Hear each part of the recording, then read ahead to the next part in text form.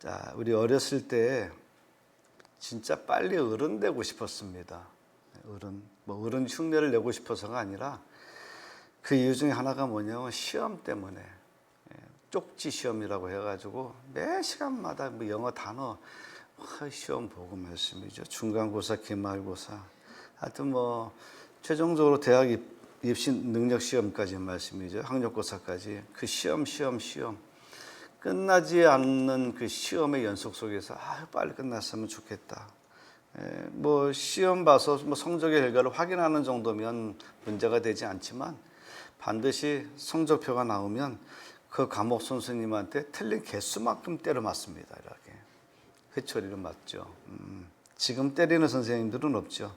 근데 그때는 말씀이죠. 70년, 80년 초니까 70년대 말 80년대 초니까 얼마나 무서운지. 시험이 두려운 게 아니라 시험 끝나고 선생님한테 맞을 생각하니까 두려운 거예요.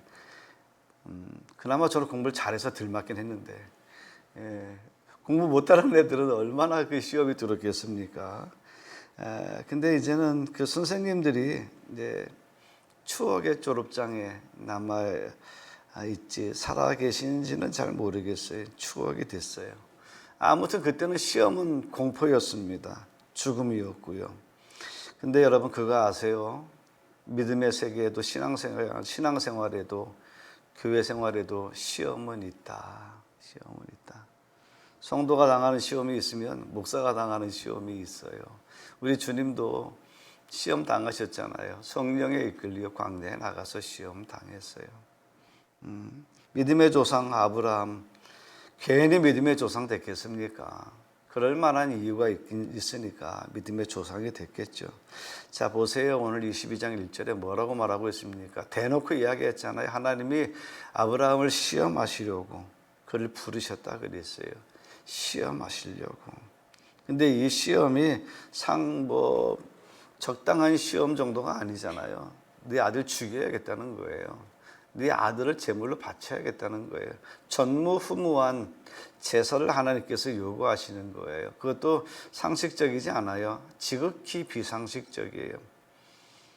하나님이 오늘 저에게 2023년 12월 3일 날 너 양기동이 네가 목사면 말이지, 네가 정말 하나님을 믿으면 너 아들 하나하고 딸 하나 있지, 그 딸 잡아서 하나님 앞에 드려봐. 그러면 전 목사 못할 것 같아요. 그게 현실 아닙니까? 어찌 저를 우습게 보는 것 같은데, 여러분 같으면 하시겠습니까? 그러나 하나님을 여러분 아멘 하고 할 사람이 어디 있겠느냐라고 하는 거예요. 그토록 아브라함에게 있어서 하나님께서 주신 시험은 재앙과 같은 거예요. 재난과 같은 시험을 작심하고 내려주신 것이죠. 대충 헤아려만 봐도 3번 큰 시험이 있었고요. 그리고 시간적으로 보니까 75세에 불러서 아브라함이 모리아산의 아들 번제물을 바칠 때 나이가 한 15살 정도 됐으니까 한 100살에 났으니까 115, 그러니까 한 40년 정도 계속해서 일정한 기간을 두고 75세, 99세, 115살 이렇게 띄엄띄엄 아주 크게 하나님께서 아브라함을 시험하신 것 같아요. 그 시험을 뭐 간단히 말하면 첫째는 뭐예요? 75세에 떠나라라는 거죠. 본토 친척 아비 집을 떠나라. 왜냐하면 네가 머물고 있는 곳은 신앙생활 할 수가 있는 곳이 아니다. 신앙생활 그것은 도무지 할 수가 없다. 우상이 가득한 곳이고 네 아버지가 우상을 만들고 있는데 너 거기서 아버지 직업 따라서 우상 만들어야 되는데 거기 계속 있을 수 있느냐? 안 된다. 신앙생활하기 힘드니까 내가 너를 위해서 예비한 땅이 있으니 그 땅으로 와라 하고 좌표를 찍어주셨으면 뭐 독수로 50일 제천중앙교회 딱 번지 찍어주면 뭐 미국이든 뭐 카나다든 호주든 어디서든지 간에 그 좌표 찍은 대로 오면 되는데 하나님께서는 그냥 가라 그랬잖아요. 출발하라. 그러니 얼마나 답답합니까?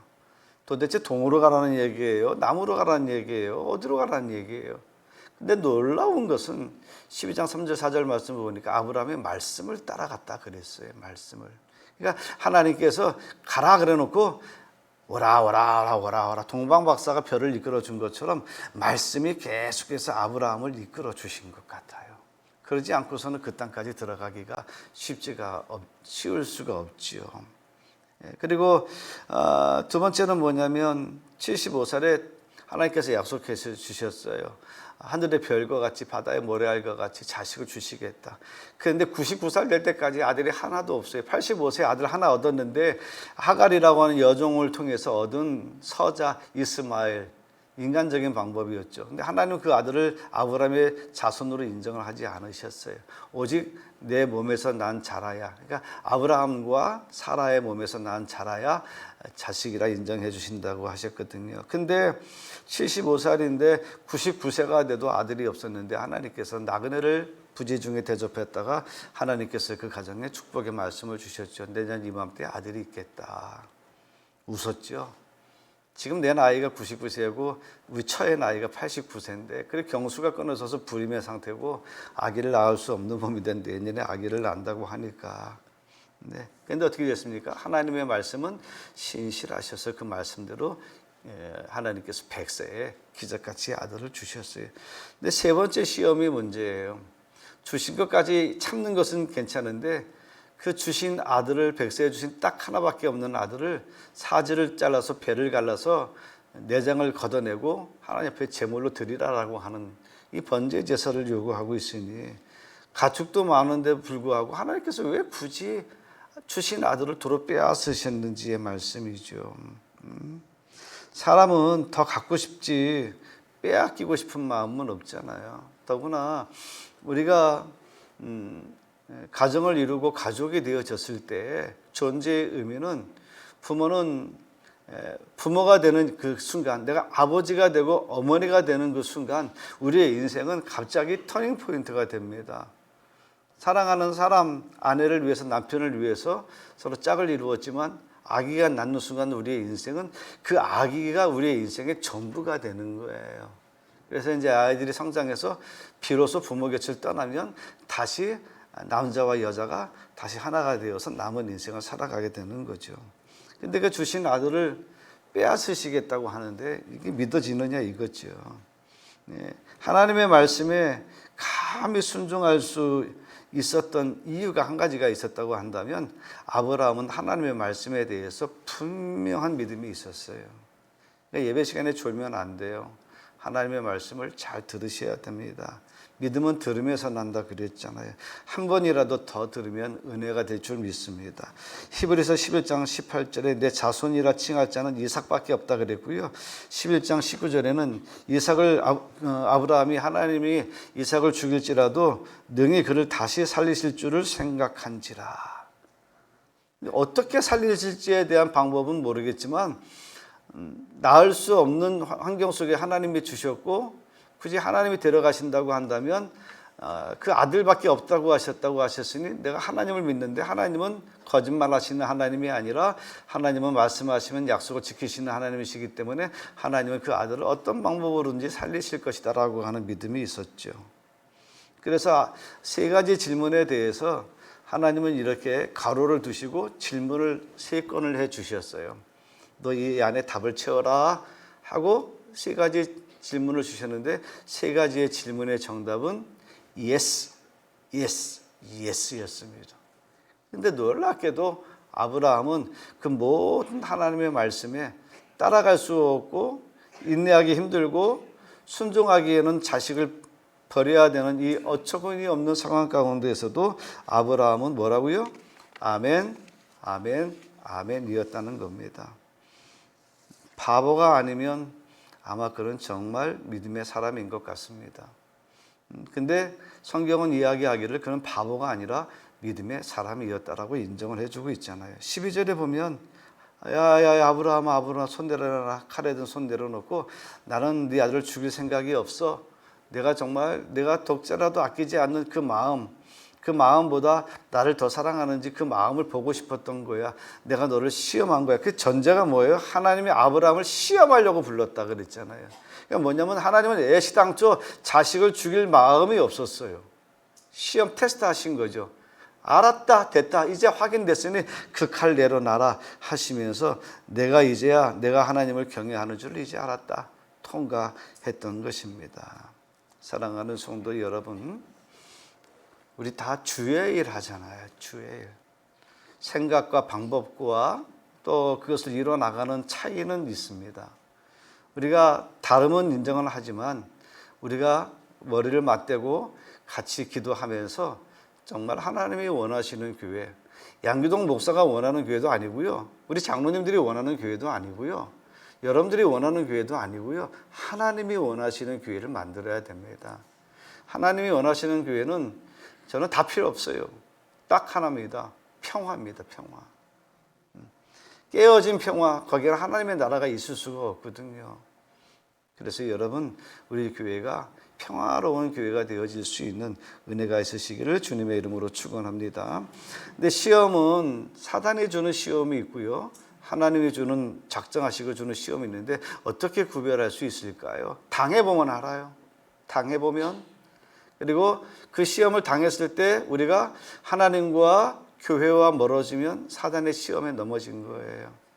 선악과를 주셨죠? 먹지 말라는 거 알았어요? 근데 사단이 먹어도 된다 그래요? 그걸 듣고 보니까 먹음직스러워요? 먹었더니 정말 눈이 밝아지는 것 같아요? 그런데 어떻게 됐어요? 불순종 때문에 죄의 대가를 치렀잖아요. 하나님과 에덴 동산에서 쫓겨나 멀어졌잖아요. 하나님이 주시는 시험은 뭐냐면 야고보서 1장 3절에 보면 믿음의 시련이라 그랬어요. 믿음의 시련, 믿음의 테스트라고 이야기하는 거죠. 하나님께서 우리를 더 가까이 두시기 위해서 하나님께서 우리를 테스트해 주시는 거예요. 사람들은 정말 제가 운이 좋아서 제천중학교에 왔다고 생각하는데 저는 교만하게 듣지 마시고요. 제천중학교에 올 만한 사람이라고 생각합니다. 할렐루야. 내가 뭐 그렇게 빵 터지게 아멘 그렇게 기대는 안 해봤지만 그래요. 왜냐하면 그래요, 여러분. 분명히 뭔가 하나님의 뜻이 있다라고 생각해요. 전 뭘 뭘 하려고 하는 마음보다는 내가 하고자 하는 것보다 더 중요한 것이 뭐냐면 내가 떠난 뒤에 남은 그 발자국이 우리 교회에 유익이 됐으면 좋겠다라고 하는 거예요. 거기까지죠. 부흥은 내가 합니까? 하나님이 하시는 일이죠. 하나님이 하실 수 있도록 우리는 뭐예요? 자리만 깔아놓는 거 아니겠습니까? 그게 뭐예요? 우리 교회가 평화롭고 사랑이 넘치고 다름에도 불구하고 그것을 인정하고 하나가 되어지는 것. 평생을 여러분은 남남으로 살았잖아요. 여러분 제천 출신이고 저는 서울 출신이에요. 서울 깍쟁이 출신입니다. 얼굴이 다 쓰여져 있잖아요. 깍쟁이처럼. 근데 이 사람들이 여러분 어느 날 갑자기 만나서 내 생각과 당신 생각이 하나입니다라고 말하는 것 자체가 거짓말이에요. 아마 제 생각에는 제가 은퇴할 때까지 계속해서 여러분들과 계속 부딪힐 것 같아요. 왜냐하면 하나가 되기 위해서 서로 다름을 인정하고 그 다름을 조화롭게 만들기 위해서 계속 나의 모난 부분들이 깎아져 나가야 둥글둥글해져야 여러분 이게 소리가 나지 않고 부드럽게 원활하게 잘 돌아가지 않을까 이렇게 생각이 되어지거든요. 그래서 사랑하는 성도 여러분, 시험은 받으시되 사단의 시험은 받지 마시고요. 여러분 하나님이 주시는 시험을 받으셔서 믿음으로 승리하셔서 더 충성되게 사명 감당하시는 은혜가 있으시기를 주님의 이름으로 축원합니다. 여러분 하나님께서 아브라함에게 주시는 시험을 다른 사람에게 주신 적이 없어요. 다윗에게 줬어요? 바울에게 줬어요? 베드로에게 줬어요? 아니에요. 유일하게 아브라함에게만 주셨어요. 아들을 바치라라고 하는 거. 아브라함의 조카 롯도 있었잖아요. 롯에게는 감히 이걸 줄 수가 없어요. 조카 롯은 믿음이 전혀 없으니까. 망하니까 소돔과 고모라에서 빨리 나와라 그래도 지체했다가 그 부인을 뒤돌아왔다가 소금기둥이 됐잖아요. 그런 믿음에 가진 사람들에게 아들을 바치라 그러고 얘기하면은 당장 뒤집어지죠. 그러니까 하나님은 여러분들에게 믿음의 분량에 맞게 시험을 주시는 거예요. 그러니까 여러분 우리 교회에서 제일 크게 시험 받는 사람이 누구예요? 목사, 그 다음에 장로님들이에요. 왜? 짐을 지고 가야 되잖아요. 여러분은 아무 책임이 없잖아요. 여러분 필요한 것에 대해서 요구할 권리가 있는 것이지 그 권리에 대해서 책임질 것은 없잖아요. 여러분 그 책임을 누가 지는 거예요? 목사, 장로가 지는 거 아니겠습니까? 그러니 여러분 거기에는 반드시 시험이 있죠. 시험이 있지만 그러나 여러분 내려온 시험을 포기하는 것이 하나님 뜻이 아니라 하나님 그 시험을 치고 감당하기를 원하시는데 하나님께서는 저는 믿어요. 감당할 만큼 주신 줄 믿습니다. 감당할 만큼. 내가 아무리 고민해도 걱정해도 내 고민대로 해결되는 것은 아니라 할지라도 하나님께서는 그 감당할 수 있을 정도로 우리를 그렇게 단련시키시고 훈련시켜 주실 것입니다. 그래서 여러분 시험 받지 않는 사람은 한 사람도 없어요. 그렇지만 우리 믿는 믿음의 사람들은 반드시 시험을 이기시며 나가시는 은혜가 있으시기를 주님의 이름으로 축원합니다. 아브라함의 시험을 봤더니 여러분 이 시험이에요. 우리가 예수를 믿는 믿음의 이유는 뭐냐면 더하기 위해서 믿는 거예요. 물질에 더하기, 건강에 더하기, 우리가 권력, 명예 이런 것들을 더하기 위해서 주시옵소서. 우리의 기도의 시작도 주시옵소서, 끝나는 것도 주시옵소서. 어떻습니까? 그 주시옵소서의 믿음이었는데 그래서 하나님께서는 아브라함에게 뭐를 주셨어요? 아들을 주셨는데 이제는 뭐예요? 도로 내놓으라라고 하는 거예요. 여기서 뒤집어지는 거죠. 못 내놔, 어쩌 이렇게 되는 거죠. 근데 뭐예요? 내놓으라라고 하는 게 하나님이 정말 다 가져가시겠다는 거예요? 잘 보세요. 22장 1절에 뭐라고요?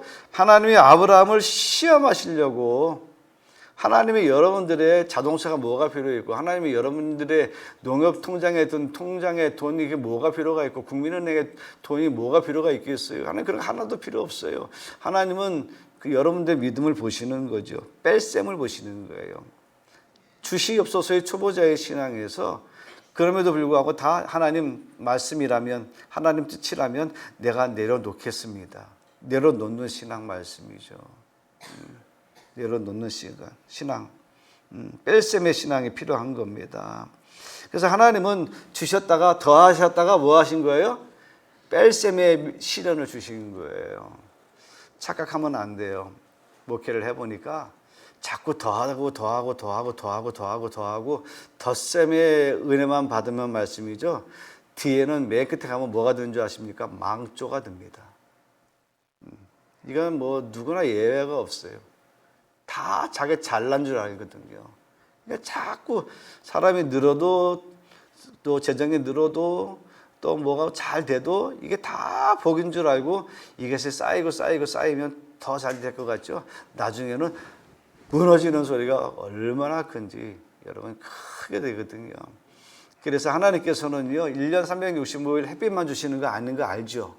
비도 주시고 또 큰 바람도 주시고 태풍도 주시고 또 하나님께서는 그 드레핀 잡초를 죽이시기 위해서 아주 추운 겨울을 주셔서 웬만한 1년생 잡초는 또 싹 죽이시잖아요. 여러분 아멘 하시면 은혜가 될 줄 믿습니다. 우리의 인생의 시련에 겨울은 있다는 이야기예요. 교회 절기로 보면 1월 달에서 12월 달 중에 가장 어려운 시험 당하기 딱 좋은 달이 어느 달인 줄 아십니까? 12월 달입니다. 시험 받기도 좋고 시험 당하기도 좋고 시험을 일으키기도 좋고 사단이 역사하기에 딱 좋은 때가 이 12월 달인데 이 12월 달에 우리의 신앙은 더하게 신앙보다 하나님 앞에 나를 내려놓는 신앙을 통하여서 뺄셈의 신앙까지도 감당할 수 있는 은혜가 있으시기를 주님의 이름으로 축원합니다. 하나님의 뺄셈은 다 뺏어가는 것이 아니라 내가 뺏어가도 너 만족할 수 있어? 내가 뺏어간다 할지라도 너 순종할 수 있겠어? 라고 하는 거예요. 네. 그래서 욥과 같은 신앙을 보더라도 그가 다 하나님이 가져갔지만 그 일로 인하여 그가 입술로 범죄하지 아니하고 하나님 앞에 원망하지 않았다 그랬잖아요. 그러니까 그를 향하여 우리가 뭐라고 얘기합니까? 온전한 자다 이렇게 이야기를 하는 것이죠. 그래서 하나님께서 작정하고 시험하시고 바칠 수 있어? 근데 정말 바쳤잖아요. 바치려고 했잖아요. 그러니까 됐다 그러시면서 뭐라고 말씀하면 창세기 22장 16절 17절에 창세기 12장 15장에 나와 있는 하나님께서 주신 언약의 복을 이제는 공증을 해서 도장을 꽉 찍어서 아브라함에게 상장으로 딱 주신 거예요. 뭐라고요? 내가 여호와께서 이르시되 내가 나를 가리켜 내가 스스로 맹세하는데 내가 너에게 내 독자도 아끼지 아니한 것을 알았으니 내가 큰 복을 주고 크게 내 씨가 번성하게 되고 하늘의 별과 바다의 모래가 같고 그 씨가 대적의 성문을 차지하고 내 씨로 자식으로 말미암아 천하 만민이 복을 받을 것이다. 이는 뭐가요? 내가 아브라함이 나의 말을 준행하였음이니라 그랬어요. 나의 말을 준행하였다. 그러니까 하나님의 시험은 아브라함의 생각을 물어보신 것이 아니라 아브라함의 태도를 물으신 거예요. 그러니까 여러분의 태도가 여러분의 생각을 지배하게 해야 됩니다. 그러기 위해서는 바른 생각, 바른 믿음으로 오랫동안 여러분 훈련을 가져야 되는 것이죠. 저는 22장 3절에 보면 하나님께서 아들 바치라 그랬는데 아브라함이 언제 바쳤는가 하면 그 다음날 아침에 일찍 새벽에 일찍 해가 뜨기 전에 출발을 합니다. 그날 밤 얼마나 잠을 못 잤겠습니까? 야, 이게 하나님이 어떻게 인신제사, 족보도 없는 인신제사, 사람을 잡아서 드리라고 했을까? 백세에 준 아들을 하나님이 바치라고 하는데 이게 정말 하나님의 음성인가 아니면 사단의 음성인가? 그럼에도 불구하고 그는 아침을 일찍 하나님의 주신 말씀으로 믿고 믿음으로 나아갔어요. 가면서 소리라도 한번 지를 수 있잖아요. 하나님, 기드온이 믿음이 없어서 양털 놓고 하나님이 정말 하나님 뜻이면 나를 쓰실 계획이 있으시면 이 양털에만 이슬을 내리고 마당에는 이슬을 내리지 않게 해주시옵소서. 이런 테스트 시험을 오히려 인간이 하나님을 시험하셨잖아요. 마찬가지로 아브라함이 질문을 할 수 있잖아요. 하나님 이게 정말 내가 믿을 수가 없는데 이게 맞는 겁니까? 하나님, 나는 정말 우리 하나님이 상식적이고 이성적이고 나는 인격적이라고 믿는데 오늘 하나님이 나에게 말씀하신 것은 전혀 상식적이지도 않고 인격적이지도 않으신데 이건 인간 도리상 할 수 없는 일을 하나님께 나에게 요구하시는데 어떻게 하나님 정말 하나님 맞습니까? 소리라도 질러보고 싶은데 놀라운 것은 이 아브라함이 입을 꽉 다물고 있다는 거예요. 아무 말도 하지 않았어요. 마치 예수님께서 십자가에 잡혀서 고난받으시면서 채찍받으시고 조롱당하고 수치당하면서 너 말 좀 해봐 라고 로마 병정들이 치는데도 아무 말씀하지 않으셨어요. 예? 그렇죠? 빌라도 총독이 변명해보라 그래도 예수님께서는 아무 말씀하지 않으셨어요. 이미 구약에 예수님께서는 아무 말씀 안 하실 것으로 예언되어져 있듯이 말씀이죠. 오히려 자신의 죽음으로 아버지의 뜻을 완성해 나가시는 그런 주님의 모습을 보지 않습니까? 믿음의 사람이라고 해서 아무 말 해도 하면 되는 거 아닌 거 알죠? 그렇죠? 말이라고 다 말은 아니지 않습니까? 근데 우리가 교회 신앙생활이라고 하는 것이 말에 대해서 세상은 말에 대해서 법적으로 책임을 묻습니다. 명예훼손죄라든가 무고죄라든가 해서 법적인 책임을 물을 수 있는데 교회는요 아무 말이나 해놓고 글쎄 몰라 그러면 끝이에요. 난 세상에서 교인들 말 믿기가 정말 어려워요. 너무 깃털처럼 가벼워요. 말은 쉽게 하고 책임은 하나도 안 져요. 하나님 앞에 서원했다가도 하나님 앞에 서원을 뒤집을 판인데 뭐 하나님 뭐 여러분 신앙생활하면서 내 생각대로 말해놓고 뭐 그 틀리면 사과라도 해야 되는데 사과라도 합니까? 아니면 많은 거죠. 뭐 승진하면 다른 교회로 가버리면 되는 거고. 우리의 인생에 품위의 격이 있다고 한다면 그걸 품격이라고 얘기한다면 우리의 말에도 격이 있어야 되죠. 언격이 있어야 되죠. 말이라고 하는 건 힘이 있어가지고 쏟아버리면 당장에는 속이 시원한 것 같지만 그것이 되돌아와서 나를 칠 때는 어마어마한 힘으로 나를 짓누를 때 여러분 감당하기가 어려워요. 목회가 그래서 어렵습니다. 여러분들 일방적으로 듣기만 하잖아요. 목사는 일방적으로 얘기만 하잖아요. 근데 이게 은혜만 되는 게 아니지 않습니까? 어떤 사람에게는 상처가 되고 어떤 사람에게는 이게 아픔이 되고 마치 나를 칼로 찌르듯이 고통을 느끼는 성도들도 있잖아요. 그런 것들을 다 가름을 해서 그것을 이렇게 중도를 해서 하나님의 말씀만 전하고 나와야 되는데 사실 그게 제일 쉽지가 않습니다. 그래서 저도 있잖아요. 여러분은 설교를 한 번만 듣지만 나도 한 번 하고 내 설교를 두 번, 세 번 듣습니다. 근데 할 때마다 후회가 될 때가 많아요.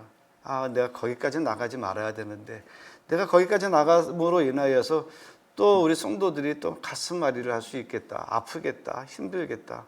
아, 왜 그랬지? 나는 시원했는데 성도들은 불편한 설교들이 있을 수 있다는 거예요. 그런 일들이 사실 또 많았고요. 부인하진 않겠습니다. 예.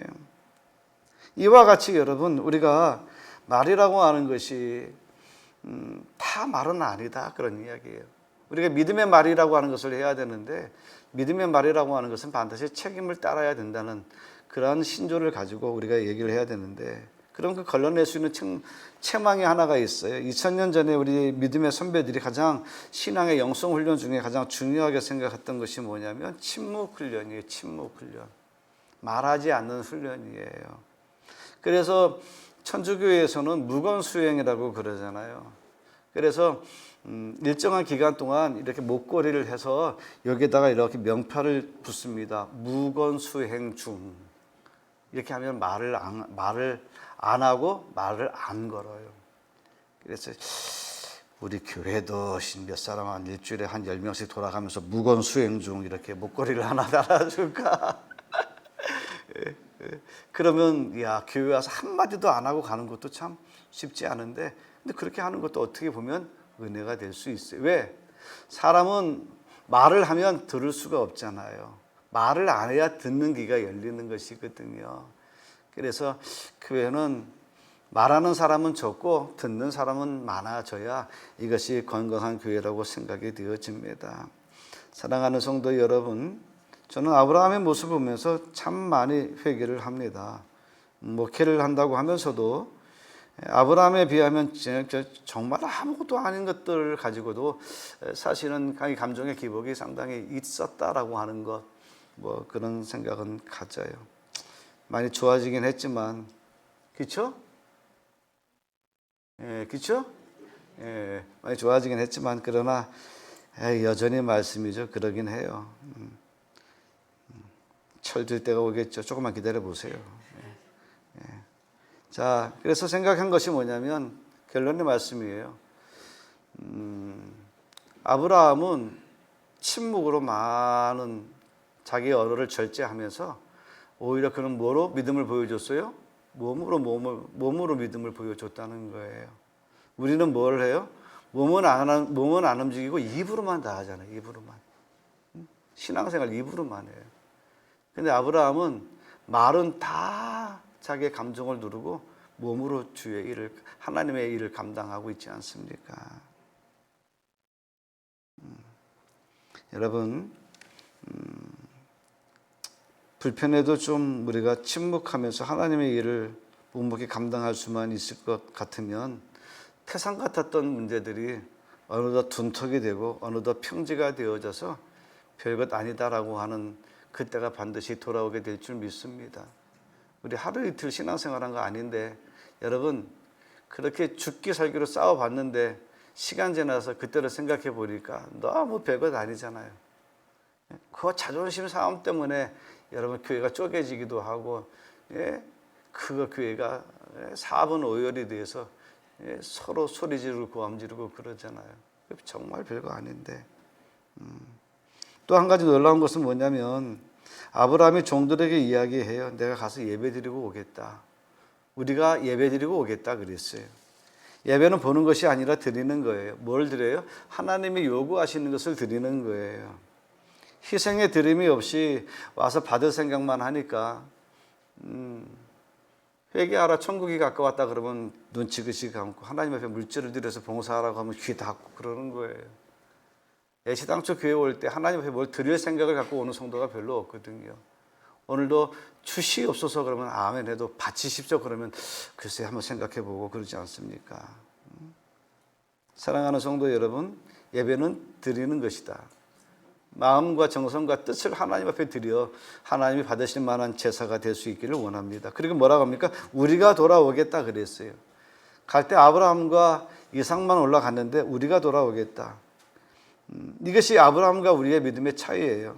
아브라함은요, 마지막 순간에는 결국 하나님의 일을 이루신다.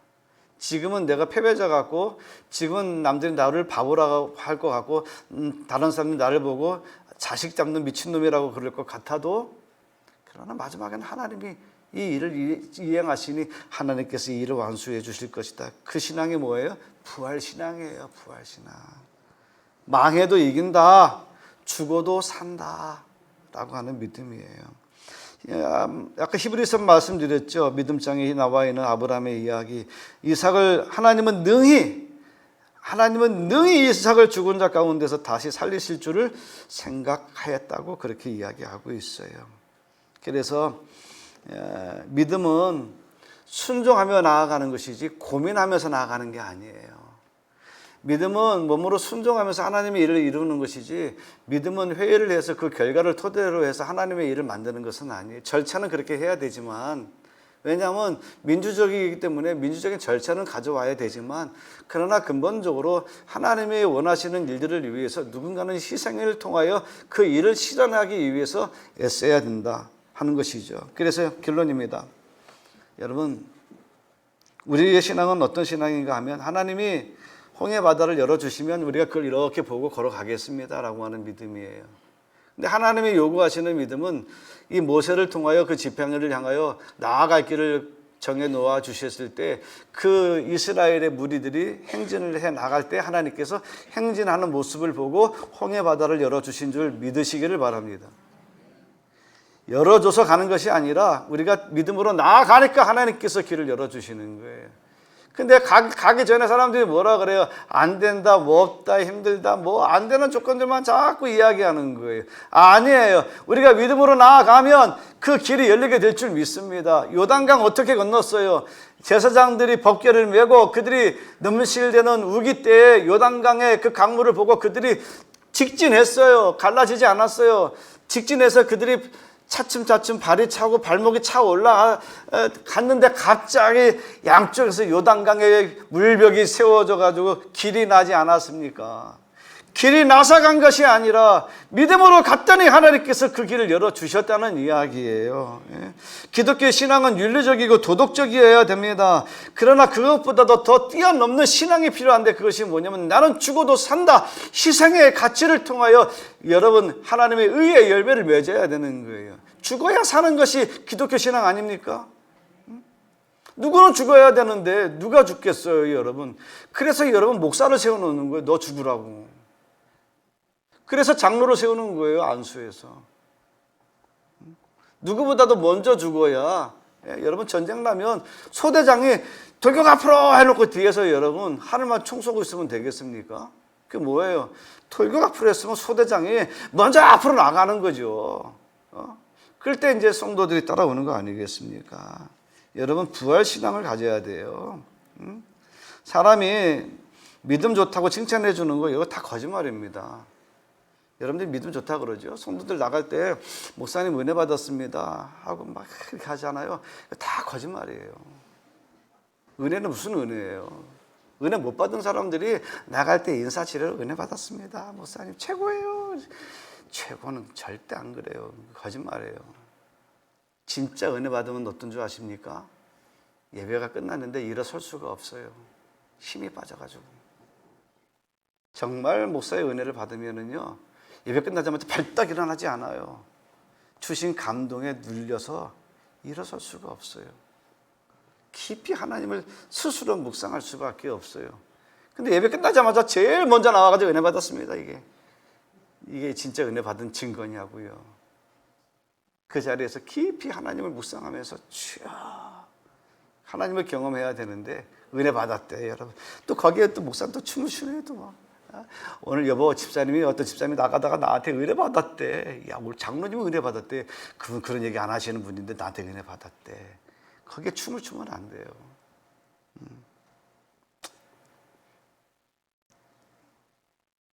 조지 휘필드라고 하는 선교사님이 계세요. 56년 복음 열정을 가지고 살다가 죽었어요. 마지막 때 좀 쉬라고 그랬는데 그가 유명한 말을 했죠. 녹슬어서 없어지느니 차라리 닳아서 없어지는 것이 더 낫다. 나는 닳아서 없어지는 망치가 되지 녹슨 망치가 되고 싶지 않다. 닳아서 없어지는 망치가 되고 싶지 녹슨 망치가 되고 싶지 않다 그랬어요.